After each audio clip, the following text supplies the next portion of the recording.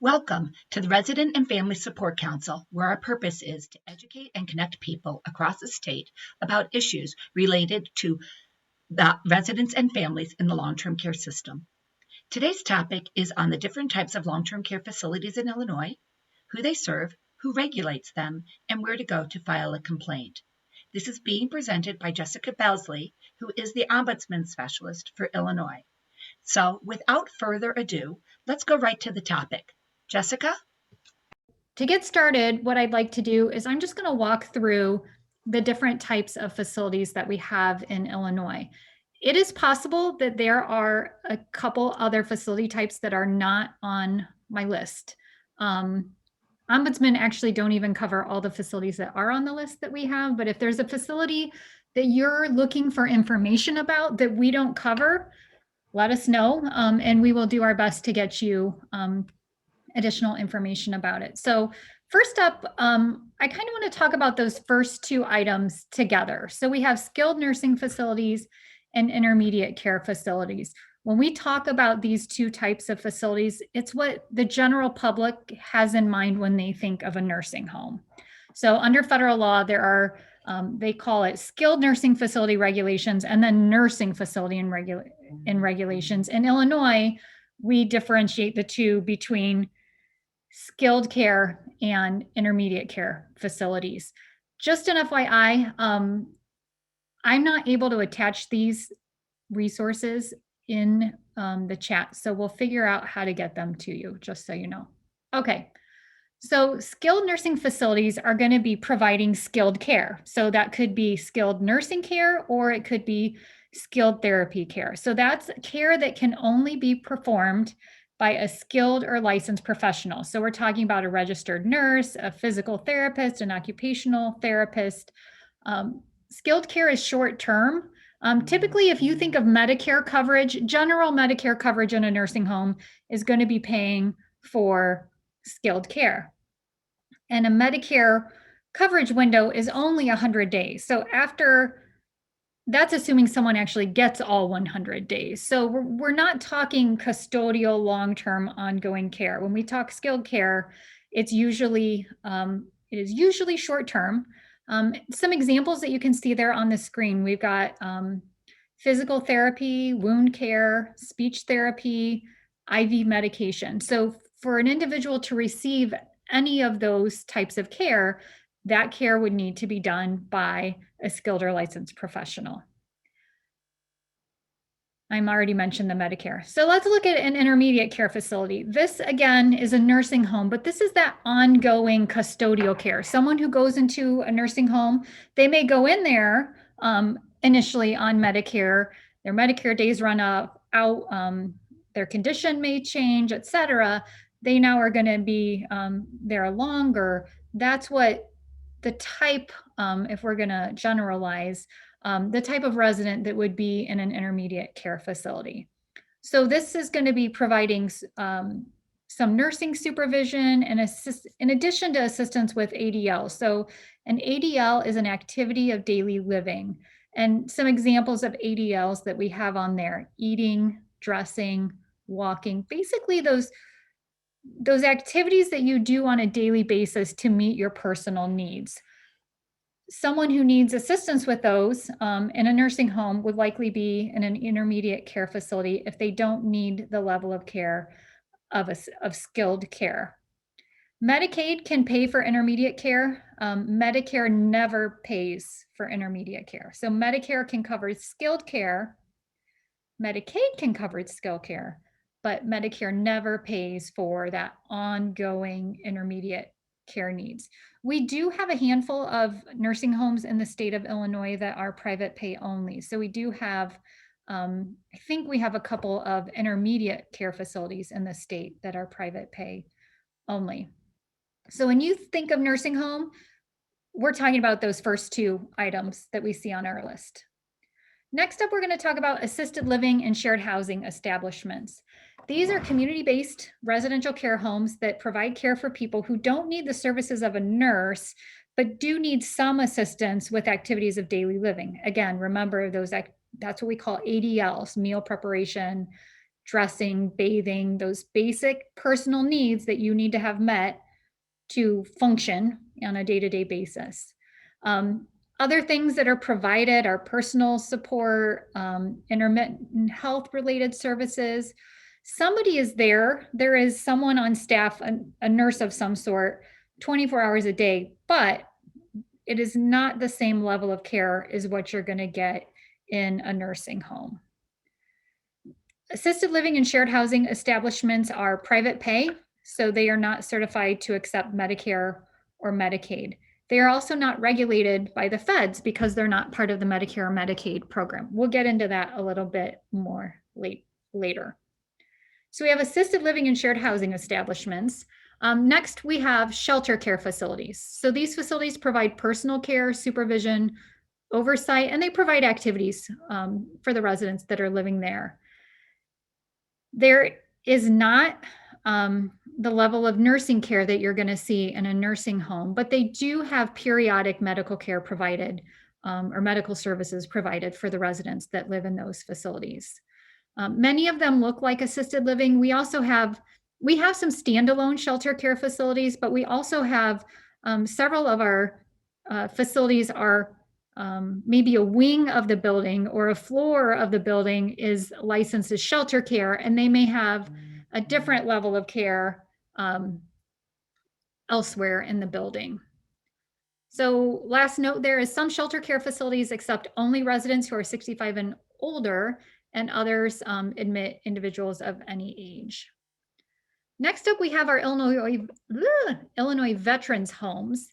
The Illinois Department of Veterans Affairs runs 4 skilled nursing homes in the state of Illinois. There's actually a 5th one in Chicago that's coming online. I don't know if it was supposed to be a long time ago, but the last I read was spring 2021, which is now, and I'm not sure that they're actually admitting residents or not. We also have facilities in Anna, LaSalle, Manteno, and Quincy. So these facilities are licensed by the Illinois Department of Public Health. They're certified by the USVA, their medical center of jurisdiction. And the admission to get into one of the state veterans homes is based on the military service of an individual and the medical need and availability. So there are times when there's a wait list for individuals to get into one of the VA homes just because they're full. So our VA homes have hit the news in the last couple of years. There was a outbreak, and I'm totally blanking on Legionella, whatever, Legionnaire's disease. There was an issue with that in one of our facilities. There was also some media coverage of our veterans homes related to the pandemic. I think that was the LaSalle facility, but we do have those facilities. So they look like a nursing home. They're different because they fall under the VA system. Next up, we have what we call SMRFs because their acronym is SMHRF, but they are specialized mental health rehabilitation facilities.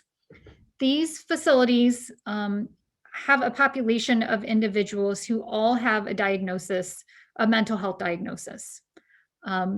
They provide rehab, triage, as well as crisis stabilization to inpatient hospitalization. They provide stabilization and post-crisis stabilization, and they also provide transitional living assistance to those people with serious mental illness to help them integrate out of an institution and to be able to return into a community living center. So to give you a little bit of history, these facilities used to be just intermediate care facilities. And then Illinois did what they called IMD, which was Institute for Mental Disease facilities. And they no longer have that category of facilities. And those facilities have all, I don't know if they all transitioned, but there are no more IMDs. They're all now, they fall under the SMRF Act for that type of facility. Okay, then we have what we call ICFDDs in the Ombudsman world. They're intermediate care facilities for the developmentally disabled. These are also called IDDDs. IDDD is actually the more recent language, I guess I would say, that we're supposed to be using, but the Illinois law and regulations are not updated. And so when we get information from Illinois Department of Public Health, they're still called intermediate care facilities for the developmentally disabled. And so that's kind of the language that the ombudsmen are still stuck on right now, because it matches what the law and regulations for those facilities say. So these facilities are typically smaller group homes, usually 10, 12, 16 bed facilities. Oftentimes they're in a residential neighborhood, so you don't even know, looking at the facility, that it's an ICFDD. We do have some larger ICFDD facilities, however, that are, 100 or 300 beds in them. But the majority of the ICFDDs in the state of Illinois are that smaller group home.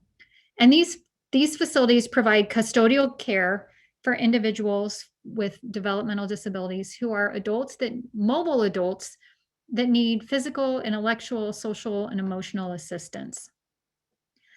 They are considered intermediate care facilities under Title 18 and 19 of the Social Security Act at the federal level. If you visit an ICFDD, it's pretty common if you go during the day that there won't be any residents there. And the reason for that is many of those residents attend workshops, and that provides them an opportunity to work and to earn a small income.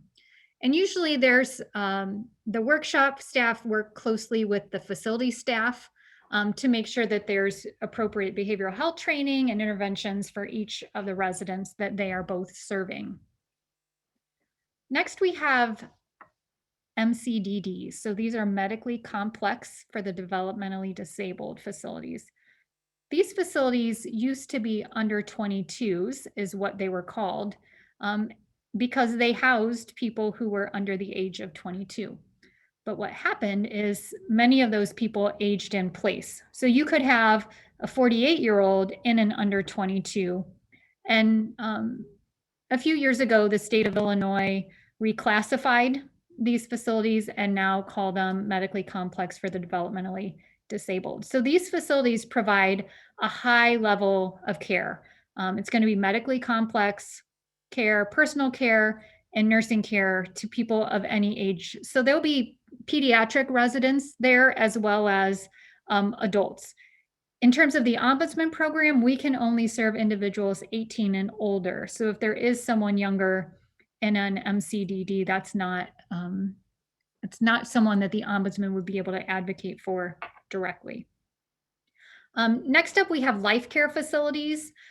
These are often called continuing care retirement communities. The lingo we use are CCRCs, is what we use when we talk about these. These facilities are usually a campus setting, so oftentimes more than one building, and they offer a variety of levels of care. So you might see independent living, assisted living, and nursing facility all on the same campus. And basically how it works is that you pay X amount of dollars and the facility agrees to take care of you for the rest of your life. So that may be like $2 million. It's not cheap. I'm making up $2 million, but it is, they typically, it was several years ago that I know the one in my community was, you had to have $1 million to give to them and they would take care of you for the rest of your life. Just a couple left that we're going to touch on here. Supportive living facilities. Supportive living looks a lot like assisted living, except for they can take Medicaid. This program was developed as an alternative to assisted living and nursing homes for people who didn't have the income to live in an assisted living facility, but didn't really need nursing home care. So it's for people with physical disabilities under Medicaid. Well, it's a waiver service. Let me say that. I don't want to say it the way it's written there. The Department of Healthcare and Family Services, that's HFS in Illinois, has a waiver so that services can be provided to these individuals that aren't the level of what they would need in a nursing home. But the idea is they have a waiver. So by getting this support, they don't need to be a higher cost burden to the state by having the higher cost of nursing care. The residents responsible for paying the cost of room and board at the facility, again, supportive living is subsidized. So the regulations are different between assisted living and supportive living. But if you walk in the building, the types of residents you're going to find in those facilities are often very similar. One of the main differences, though, is supportive living has 2 different age designations. So they could either serve a population age 22 to 64 with a disability, or somebody 65 and older. So just to give you, that is different than assisted living. So next up, we have community integrated living arrangements. These are called CILAs. These, again, I mentioned the ICFDDs look like a home in a residential neighborhood. CILAs are actually usually smaller than ICFDDs, and they look like every other house. We did have several ICFDDs that have converted to CILAs over the last, I would say 5 to 10 years. So these are for people age 18 and over. They live in a group home, family home, or apartment where 8 or fewer unrelated adults with developmental disabilities live together in that structure, in that home. And there's supervision from a community developmental service agency. They get complete and individualized residential habilitation, personal support services, and then support under the direction of that community support team within the local agency. Next up, we have our state-operated developmental centers. And I just want to make note that the CILAs and the state ops and independent living, Ombudsmen don't have jurisdiction in those, just as a side note. So the state-operated developmental centers, I think there's 7 in the state of Illinois. I might have my number off slightly, but these facilities are residential programs for people with developmental disabilities who have severe medical or behavioral needs. The Department of Human Services, oh, there it says it is 7. These facilities are operated by the Department of Human Services, and they provide mental health and developmental disability services to the people living in those facilities. The last type of facility that I'm going to cover today are independent living facilities. And these are retirement communities for healthy seniors who don't have an ongoing medical need where they would need assistance in an assisted living or one of the other levels of care. Oftentimes people live in apartments or condos. We do have some, there are some independent living facilities that have like small little cottages across their campus. The services that you can get in an independent living facility range widely between facility to facility. Some have athletic centers with swimming pools, and others have different amenities available to the people living there. There's usually a staff member on site at all times. It's not going to be a nurse like you would find in other levels of care. As independent living facilities are not licensed by the state of Illinois. So that is a major difference between all of the other types of facilities have to be licensed to operate in the state of Illinois. Independent living facilities do not. So what I did with this document, I'm not going to walk through it because I don't want to put y'all to sleep. But what I tried to do was gather the federal law, the federal regulation, and then the state law and state regulation. So typically you have a law is broader, and then the agency is a government agency is then charged with developing regulations to provide more clarity and detail about whatever is in that law. So that's why you have federal law and then federal regs. There's going to be more details in the federal regs than you find in the federal law. And the same is true for state law and state regulation. You'll see that there's a lot of blanks under the federal law and federal regulation. And that's because many of these facilities aren't regulated under federal law regs. They are created under state law and state regulations. I will tell you, I am confident about the top half of this. Ombudsmen don't have access to SILAs, as I mentioned, or the SODCs. So I'm actually still trying to do some research. I think that the state operated developmental centers may fall under these same federal guidance that the ICFDDs do at the federal level, but I'm not sure. So I wanted to give you what I had and make it available to you. But if we update this, if we get that other information, I'll make sure that we find a way, either post it on our website or bring it up later at another one of these meetings to make sure we're getting the most complete information out to all of you. The other thing I wanted to point out at the bottom of this this page is independent living facilities are not federally regulated, and they're not licensed by the state of Illinois. So that's really important when you're wanting, you have an issue there. It's a little bit different to get it resolved because there's not a state agency that's kind of a watchdog or a regulator of those facilities. The last thing we're going to take a look at is, where can I file a complaint if I have an issue with one of these facility types? I believe on the next Resident and Family Support Council, the plan is to talk through how to file a complaint, how to, I'm going to say, build your case, for lack of a better phrase, to make sure you have all the facts needed to hand the regulators the best package possible, kind of to make their job easier, but to make it clear what the facts are. So we're going to spend some time looking at that detail next time. But to prepare for that, what we wanted to do was make sure that everybody understood the different types of facilities, and also who you go to, who regulates these facilities, who's an advocate for people in these facilities. And so that's the purpose of the document that you have on your screen right now. So you can see I walked down those same facilities that we talked about on the other pages are here on the left. The Illinois Department of Public Health regulates almost all of the licensed facilities in the state of Illinois. They do not regulate supportive living facilities.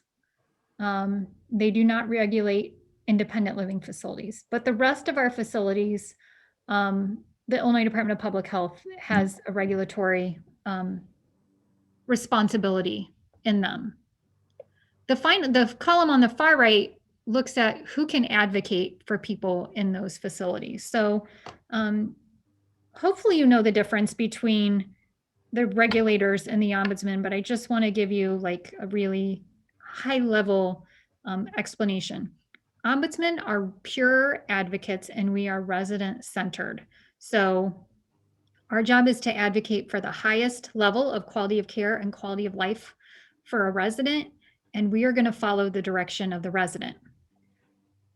The regulators, which is usually Illinois Department of Public Health, but sometimes HFS or DHS, their job is to make sure that the regulations are being met. So it's almost like minimum standards are met versus highest level of quality of care and quality of life. Now, there is some federal language in the regulations that talk about helping people maintain their highest quality of care and quality of life. But in terms of our roles, we function differently. Oftentimes we're on the same team. Oftentimes we're working towards the same goal. But there's a difference between an advocate and a regulator. The ombudsman does not have the authority to fine a facility. We don't carry a big stick like the regulators do, but yet we have the ability to stay resident centered and resident focused and work through a problem, not just identify that there's a problem and the facility needs to fix it. When a problem's brought to us, we're going to partner with that resident or the resident's representative if they're not capable of giving us direction to work to find a resolution.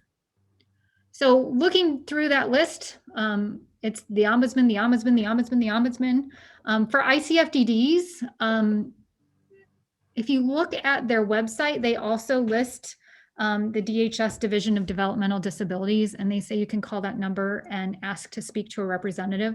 I'm not familiar with them. They're not a group that I know who they are, but we don't work with them closely. So I put them on here. I don't know what role they would take if you called them. I don't think that they're going to be a pure advocate, but I feel like they might be between the regulatory piece and the advocacy piece. So I went ahead and listed them. So Jessica, if someone calls DHS, they will at least make sure that whoever's calling gets connected with the right department. If there is a major issue, they have people that will step in, because they have people at, regional, county and regional levels, and then at the state level that are oversight. So there are people that can help, because I've definitely referred people there since this has all started through the pandemic. Okay, thanks, Carrie. I appreciate that. That's great information. I use them. Also, you'll see that's who I listed for SILAs. It's who I listed for SODCs. When we talk about independent living facilities, they're not licensed and regulated. So there's not, like I said, there's not a governing watchdog agency for those facilities. So if there's a problem with an independent living facility, it's going to be contacting the local health department, contacting law enforcement. If there's a situation of abuse, it's possible that Adult Protective Services could be involved depending on the circumstances, but in general, they're not regulated. So they don't have a regulatory agency. But I wanted to make sure, I didn't want it to seem like, well, if you live in independent living, you got nothing, right? Like that's not the case. There are options. It's just, it's limited. The other thing down at the bottom of the screen I want to point out is Equip for Equality. Every state in the country is required to have a protection and advocacy system within the state. And in the state of Illinois, Equip for Equality fills that role.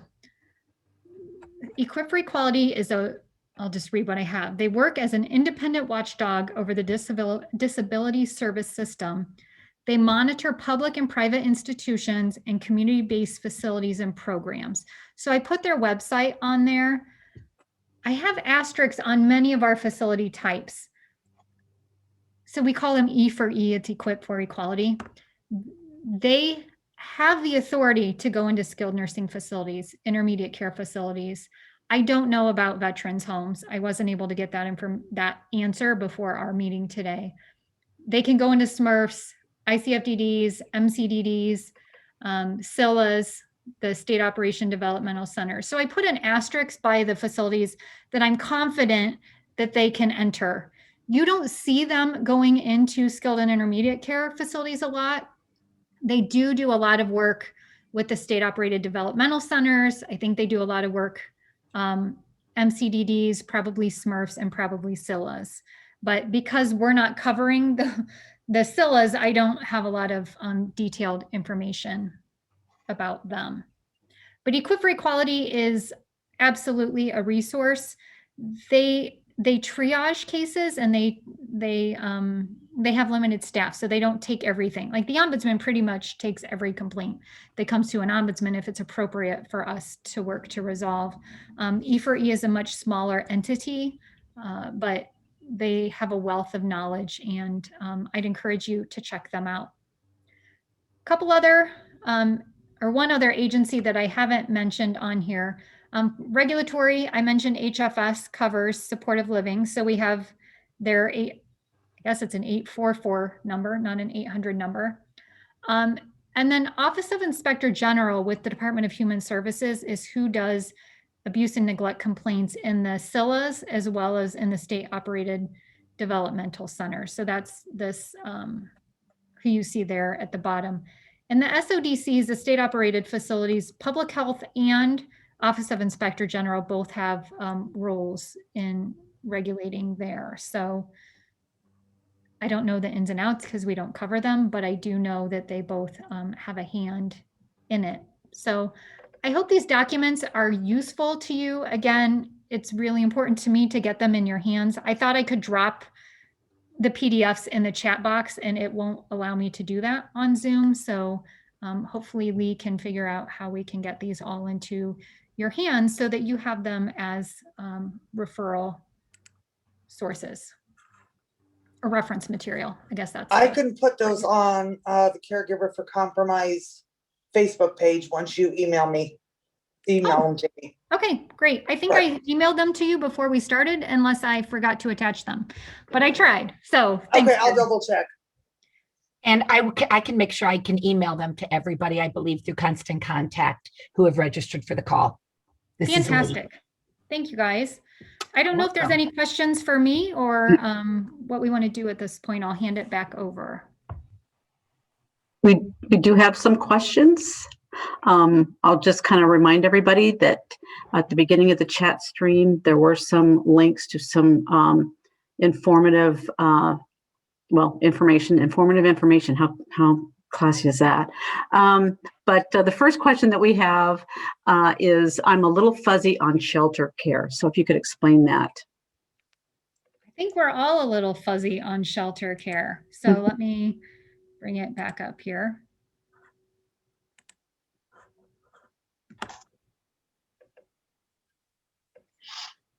So when I think of shelter care, I think of less care than a nursing home. It looks like assisted living, but it's almost less care than you get in assisted living. The people that I knew living in shelter care were relatively healthy, but needed some assistance. So to me, like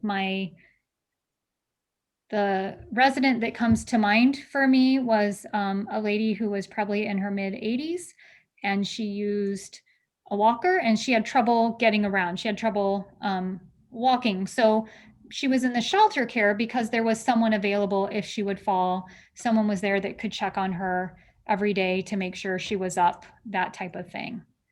So they do provide occasional medical services, but it's not going to be that the nurse is there handing out the medication every day. It really looks a lot like assisted living. So if assisted living and nursing home had a baby, that, no, I don't want to go there, but I probably am not. I don't know if somebody else wants to jump in that can do a better job describing shelter care. The shelter, when I was a regional ombudsman, I didn't have a standalone shelter care. So my experience with shelter care is it was always a wing of another facility. So I had a nursing home that had a wing that was shelter care. So those people in that wing just needed less care than the people in the rest of the building.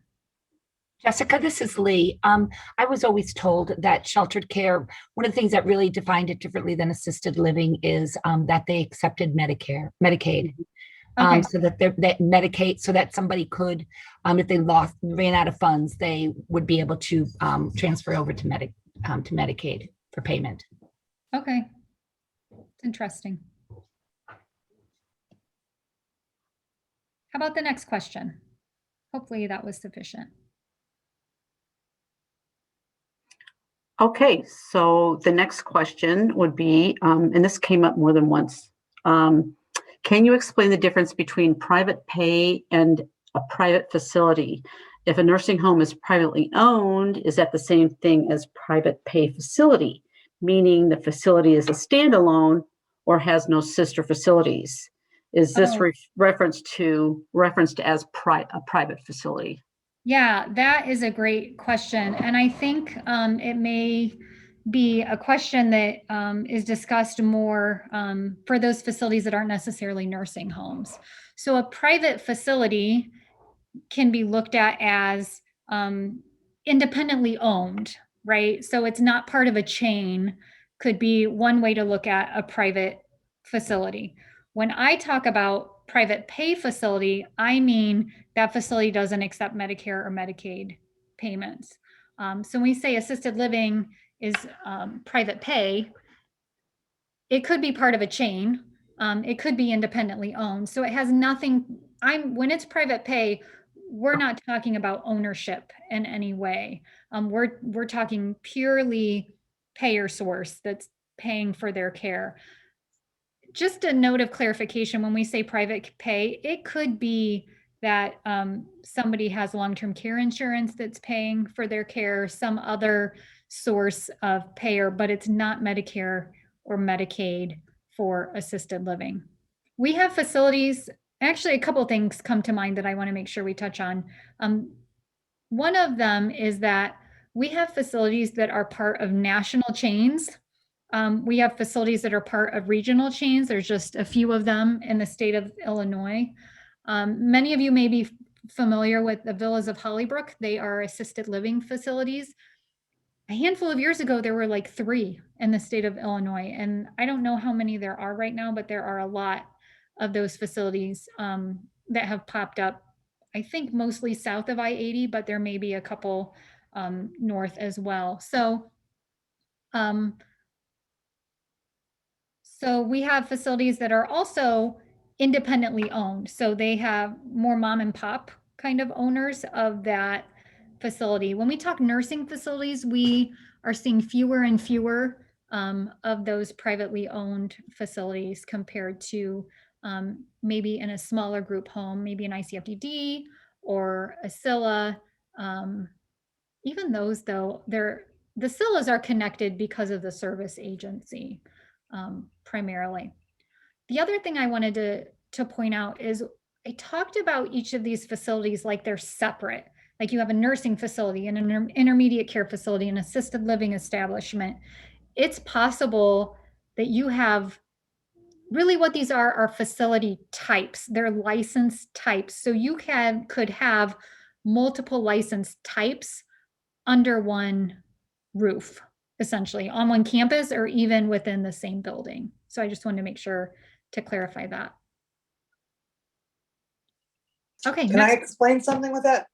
Sure. So they all know. So if your loved one is in a facility that has multiple buildings on that same property, as we sit today with COVID, and if a building says we're an outbreak, that is only the physical building. It is not supposed to be the entire campus. It is supposed to be that if they're truly separate buildings, they're supposed to be looked at as separate buildings. But a lot of facilities are trying to tell people otherwise. Mm-hmm. Go ahead. Sorry. Nope, you're good. Teresa, do you have another question? I do. Well, I have a comment and I'm wondering if it needs explanation. They were asking during your presentation if you actually said that the Ombudsman program has no jurisdiction in SILAs and SODCs. And I did say that. So Ombudsman can go to nursing homes, assisted living shelter, veterans homes, state veterans homes. There are some federal veterans homes in the state of Illinois, and we don't have jurisdiction in those. We have jurisdiction in SMRFs, ICFDDs, MCDDs. A life care facility, I didn't explain that very well. That's the continuum of care. And so the independent living piece, and Ombudsman is not going to have jurisdiction in an independent section, but the other levels of care you would find in a life care facility, we would be able to advocate for residents in those other parts. But that is correct. Ombudsmen do not have jurisdiction in community integrated living arrangements, SILAs, and we do not have jurisdiction in state operated developmental centers. Okay. And there really isn't, I'm not aware of anybody that looks like us, that's a pure advocate in the way that ombudsmen are, that to say like, well, that's the person that does this, that's not the ombudsman, but it's this other entity.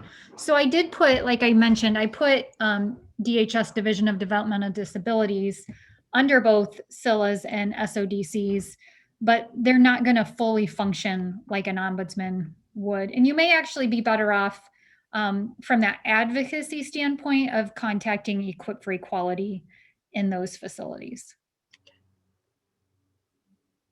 Next. Okay. So before I go to the question, I just don't want anybody thinking I'm skipping something in the chats. It was mentioned before that although there is not a link to these particular screens that you're sharing, that it has been mentioned that everybody here in a leadership role will figure out a way to get the copies of these screens to everybody who's registered for this call. So I saw the comment and I just wanted to put it out there for the person who did put it in there. The next one, are privately owned long-term care facilities licensed and regulated? So every facility that is operating as a long-term care facility in the state of Illinois must be licensed. Independent living facilities aren't considered long-term care facilities, so they're not licensed. All of the other facilities, all these facilities we've mentioned, with the exception of independent living facilities, have to have a state license. So when we come and look at their regulations, there's laws for all of these facilities. I haven't figured out what the SODC law is, but they've got to have a law if they have regulations. And then there's the state regulations for all of those facilities. SODCs might just be under a DD Act. I'm not sure. So yes, every facility operating in the state of Illinois must have a license, and they are regulated. And so that's why when we look at where to go with a complaint, these are the regulators. So these are the people, the entities that are charged with enforcing the regulations that you see on that other screen. Is that clear? Hopefully. I'll take the next question. And if whoever asked that question feels like that's not clear, type something into the chat for Teresa to clarify. This next one is a good one because it has me stumped. So I always appreciate it when somebody stump the people that Stump the speaker. Let's go. I'm ready. What would a long-term care facility that is privately owned, mainly geriatric, but has a behavioral health wing be governed by? Whatever their license is. So I would guess it's going to depend on the level of care that people are receiving. We have many skilled and intermediate care facilities that have behavioral health wings in them. There is I don't have it at my fingertips and I'm drawing a blank, but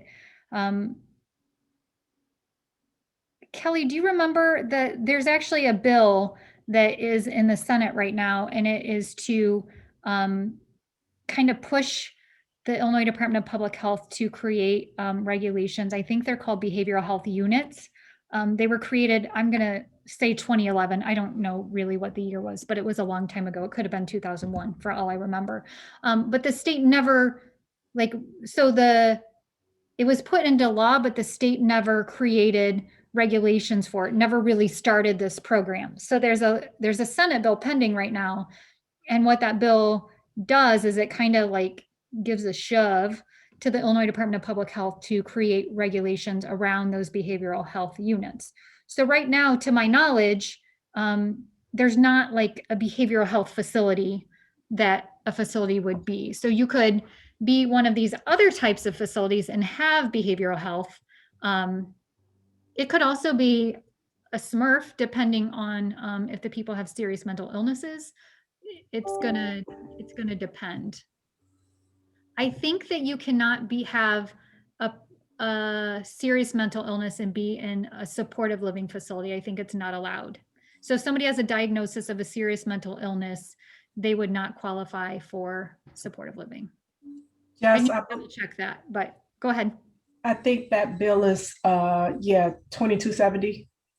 Okay.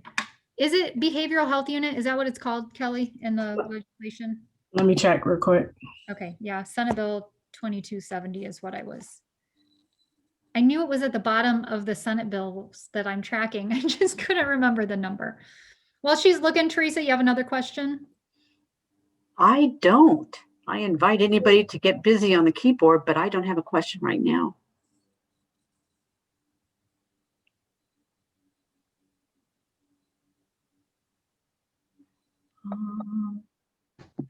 Yep, behavioral health. Okay, thanks. I was like 85% sure, but I don't ever want to give wrong information. So thanks for being quick to check. So if someone's unsure, they can always ask a facility how they're licensed too, correct? Absolutely, yes. The other thing, oh man, I'm going to get us really complicated because we have time. Let me stop sharing real quick and I'll share the website that I use all the time. And it should take me 2 minutes. So we'll go ahead and do this. But while you're doing that, Jessica, this is Lawrence Wagner. There's a page on the IDPH website where you can look up the various facilities, and it'll tell you what type of facility it is, whether it's skilled, intermediate, whatever, and how many beds they have, even their license number. So that information is out there. If people want to know how a facility is licensed, they can get that information from the IDPH website. Yep, that's actually what I'm going to show. Oh, okay. Sorry. So can you no, you can't see my screen. I thought you could see my screen. Okay, so I'm in Google and I'm going to type in nursing homes in Illinois. And the first hit is this ltc.dph.illinois.gov. If you use Bing or some other search engine, it's not always the first hit. So don't always assume that you want the first one necessarily that pops up, but that's the one I want. So I'm going to go to nursing homes in Illinois. And you can search any facility. You can, I mean, you could just start typing a name. You could also, whoops, apparently I chose this one in Hudsonville. I have no idea where Hudsonville is, but apparently it's a town in the state of Illinois. So there's a Heritage Healthcare facility here, and you can see it's a shelter care only facility, right? They have 0 skilled beds, 0 intermediate beds, 0 ICFDD beds. They have 48 shelter care beds. Lawrence, this is the page you were talking about, right? Yes, that is it. Okay. So it gives you some basic information. This information over here used to be extremely helpful. It's not updated anymore. So, oh, it's not even, I picked a bad example. Let me go back to a different facility. We'll go to Abbott House. If you click on staffing here, it gives you information, but you can see down here, it says annual reporting period ending 2014. So I'm not aware that any of that information under administration, residents, patient days has been updated since 2014. But the one thing that is here that's updated is the information on the general landing page for each nursing home. So this page is updated pretty quickly. They keep it up to date. But also what's updated are the surveys. So if you ever wanted to see the survey for a facility, again, Google nursing homes in Illinois, find that link that takes you to DPH, pick your facility, and then the surveys are here, and then you can click on the different surveys. But that's training for another time. But so Jessica, when you were telling them about, multiples on the same campus, if you pull up Clinton Manor as the example, because I know that will pull it, then they can see what it looks like when there are 2 facilities on the same property. Yeah, let me see.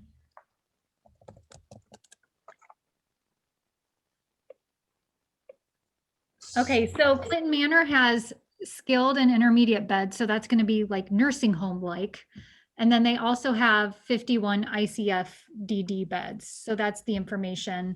What is missing on this page is you are not going to have assisted living facilities listed, and you're not going to have supported living facilities listed. So those lists are housed elsewhere on the state of Illinois website. So again, that's something we could share at another time, but I did want to show you how you can see, get an idea of the different types of facilities.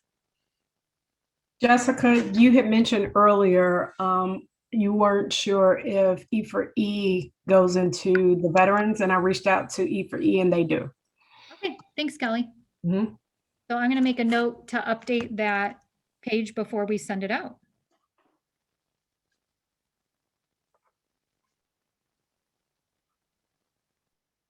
Any other questions? Actually, there was one more that came in. that is asking for clarification, I believe. Are you saying that the behavioral health facility is ungoverned? No, absolutely not. I'm saying we need to know what kind of facility that it is. So I'm not aware that there's a licensed type of behavioral health facility in the state of Illinois. The question is, and actually, can this person give me the name? If you can give me the name, I can try and, if you have a specific facility you're interested in, I'd be happy to search and tell you what license it is. So it has a license. It's just not a license that is called behavioral health facility. Okay. I do have it. Did you see it? It's in Yep. the chat. So Arcadia of Danville is skilled and intermediate care. So it's going to fall under federal regs as well as state regs. And it will, so it's going to look like, it's basically following all the nursing home regulations. So just because it has a behavioral health unit doesn't necessarily make it different in terms of the overall governing regulations. Can you see my screen? No, I stopped sharing. Sorry, I pulled it up and forgot that you can't see it.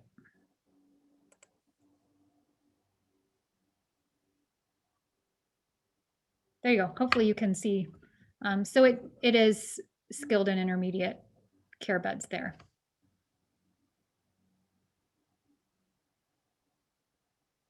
Okay, I will turn it back over to whoever job it is to wrap us up. Well, we just want to thank you, Jessica. You did an amazing job of really helping to clarify this very confusing topic for many, many of us. So really appreciate it. I will be making sure that I get these emailed out to everybody, the documents that Jessica created for today's conversation. I think that we'll all find that very, very useful. And we probably will be having these posted on the Illinois Department on Aging's website underneath the Ombudsman's page. I'm not saying for sure just because it hasn't happened yet and I don't want to disappoint anybody, but you can always reach out to me. My email is lee.morarty@illinois.gov. And my name should be posted. You should be able to see the correct spelling of my name on the screen as one of the participants in today. I joined as the Illinois Pioneer Coalition as well as Lee Moriarty. So you could see the correct spelling of my name there as well. And please feel free to email me anytime. If you have any suggestions for any future topics, we would appreciate that feedback as well. We are basing our conversation topics based upon the input that we're receiving from all of you. So we look forward to our next meeting, which will be in 2 weeks, which the date of that is, it will be on the 20th of April. And like Jessica said, that topic will be discussing how to make sure that if you have any issues or talking about the complaint process and getting into a little bit more detailed about how we can make sure that we're advocating for ourselves and or our loved ones. We want to invite you to invite other people to attend these calls. Again, you can send me an email and I can make sure that people get invitations, or you can go onto the Department on Aging's website under the Ombudsman page, and the information is posted there for being able to register for the next call. And I had the date wrong. 2 weeks from now is April 27th. I had 1 week from now. So thank you for that, Teresa. So the next call will be on April 27th. And just for everyone's knowledge, because I didn't realize this, you have to register for each session. Because of how our system is working at the moment, every time you have to keep re-registering. Yes. You will get an email each time. Once you attend one of these meetings, you continue to get the email invitation and just click on the registration button. And it should take you right through the registration process. I apologize if anyone's been having any issues with the process. We've been trying to learn it all ourselves too as we're getting these meetings off the ground. I will be keeping the chat open for at least 10 minutes. after this. So if you have any ideas for any topics and or question pops into your head, whether it's related to this or anything else, feel free, type it in the chat box, and we will make sure that we get that answered at the onset of the next call. Okay, everyone have a great afternoon. I believe, does anyone have any other comments that they needed to make? I did see that there was one additional comment based on the question about the behavioral health facility. And that was when they decided to add a behavioral health unit, there were no more behavioral health related requirements, ? Or were there? Yeah, so I would need to know more information, and I'm not familiar with that facility, so I don't know the ins and outs, but we can connect you with someone who would better know. The Ombudsman out of Bloomington at East Central Illinois Area Agency on Aging would be the one that advocates at that facility, and they would probably have a better pulse on that facility. But there is in the Illinois regulations, subpart S is providing services for persons with serious mental illness. So I'm not sure if this facility falls under subpart S or not. It would depend on the individual's needs, but we can try and follow up and get some more information. Thank you for answering that, Jessica. Is there another question that has come through? Well, it's the same. It's regarding the same facility. It's part S or F, and I don't know what that means. It was Did I mute myself? no. You can hear. We can still hear you, Jessica. Yeah, I don't think it would be under. I'm not familiar with subpart F. I mean, I see it here on my screen, but I think it would be, oh, maybe you're just not understanding because I'm not articulating clearly. The F and the S, I didn't Yes, sorry. I didn't know what you meant. Yeah, S is in Sam, S is in super duper.